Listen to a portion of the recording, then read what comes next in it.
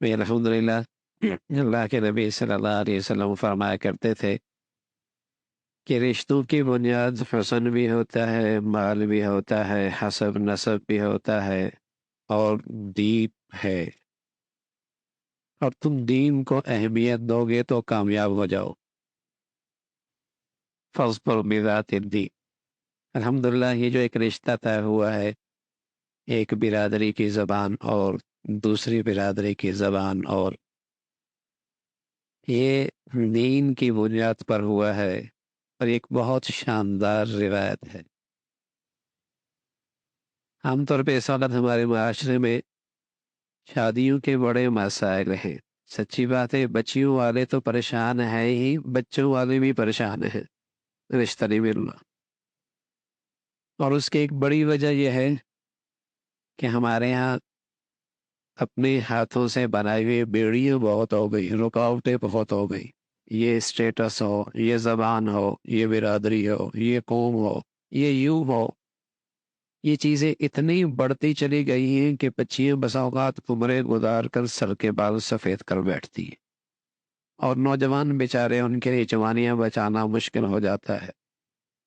جو اللہ کے نبی صلی اللہ علیہ وسلم نے ایک بات بتائی تھی کہ مسلمان اگر دیندار ہو جاتا اور دین کی بنیاد پر رشتے ہونے لگتے تو زندگی کتنی آسان ہو جاتی۔ پھر یہ سمجھ میں آتا ہے کہ مزاج نہیں ملتے۔ ارے بھائی، ایک باپ کے دو بیٹے، ایک باپ کے دو بہن بیٹیاں، ان کے بھی تو مزاج مختلف ہوتا ہے، اور سچ بتاؤں اگر دین نہ ہو تو وہ بھی آپس میں اچھے طریقے سے نہیں رہ سکتے۔ لیکن دین ایک ایسی چیز ہے الحمدللہ کہ چاہے وہ کسی برادری کی، کسی قوم کا، کسی زبان کا، کسی علاقے کا، لیکن دین دار ہو، واقعتاً دین دار ہو، تو مزاجوں میں تفاوت کے باوجود بھی گھر بڑے خوبصورت آباد ہو جایا کرو۔ اظفر بذات الدین، دین ہے۔ آج سب سے بڑا مسئلہ ہے کہ برادری کا ہونا چاہیے، پھر زبان کا بھی نہیں، پھر برادریوں میں پتہ نہیں کتنی برادریاں ہیں۔ اگر ایک زبان کی پتہ نہیں کتنی برادریاں ہیں، اور ایک زبان کی پتہ نہیں کتنی برادریاں ہیں۔ پنجابی ہے تو اس کی پتہ نہیں کتنی برادریاں، میمن ہے تو پتہ نہیں اس کے کتنی برادریاں، پٹھان ہے تو اس کے کتنی برادریاں۔ وہ بھی اپنے لیے مسائل کھڑے کر دیے۔ یعنی بہت سارے ہمارے یہاں شادیوں کی ترجیحات خود بنائی کرتے ہیں، اور اگر یہ بنیاد ہوتی دیندار ہو، دیندار ہو، تو رشتوں کی نہ ہونے کی وجہ دولت کا نہ ہونا نہیں ہے کہ دولت نہیں ہے، پیسہ نہیں ہے، ایسا نہیں ہے، بلکہ ہم نے یہ دیکھا جہاں دینداری ہے، اور دینداری ہے، دولت نہیں بھی ہے، تب بھی وہاں تین تین ہے اور چار چار بھی ہے، بڑی خوشی سے رہ رہے ہیں، اور بڑا گھر آباد ہے۔ تو مسئلہ دولت نہیں ہے کہ خوشحالی نہیں ہے، فراوانی نہیں ہے، اس لیے رشتے نہیں ہوتے۔ سچ یہ ہے کہ معاشرے سے چونکہ دین نکلا، دین کی اہمیت نکلی، دین زندگی میں ترجیح نہ رہا، دین زندگی میں ترجیح نہ رہا، رشتے ناتوں کا، تعلقات کا، ملنے جلنے کا دین قابل ترجیح نہ رہا، اس لیے مسائل کھڑے ہو۔ ترجیحات بدل گئی کہ زبان کا ہو، قوم کا ہو، برادری کا ہو، اسٹیٹس یہ ہو، ڈگریاں یہ ہو، فلاں یہ ہو، یہ جو ترجیحات بدل گئی اس نے مسائل کھڑے کر دی۔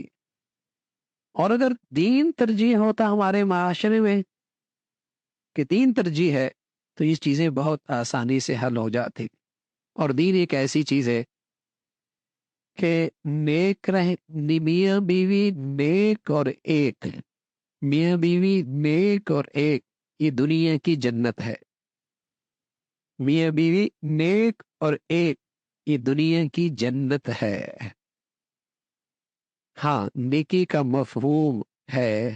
رسول اللہ صلی اللہ علیہ وسلم سے پوچھا کہ یا رسول اللہ احب ان اکون اعبد الناس، ورنہ آج کیا نیکی کا پیمانہ تو عجیب و غریب ہے۔ جو عید کی نماز پڑھ رہا ہے وہ بھی نیک ہے، جو جمعے کی پڑھ رہا ہے وہ بھی نیک ہے، جس کا سارا دین مسجد تک ہے وہ بھی نیک ہے۔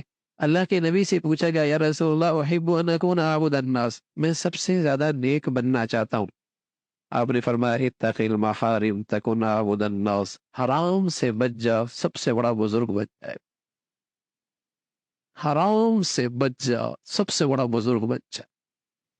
اگر ان آنکھوں سے حرام نہ دیکھا جائے تو پھر بیوی کی محبت کی مٹھاس نصیب ہوتی ہے، اور عورت باحیا ہو، با کردار ہو، اس کی آنکھیں شوہر سے نہ ہٹتی ہو، پھر اسے شوہر کی زندگی میں راحت اور سکون ملتا ہے۔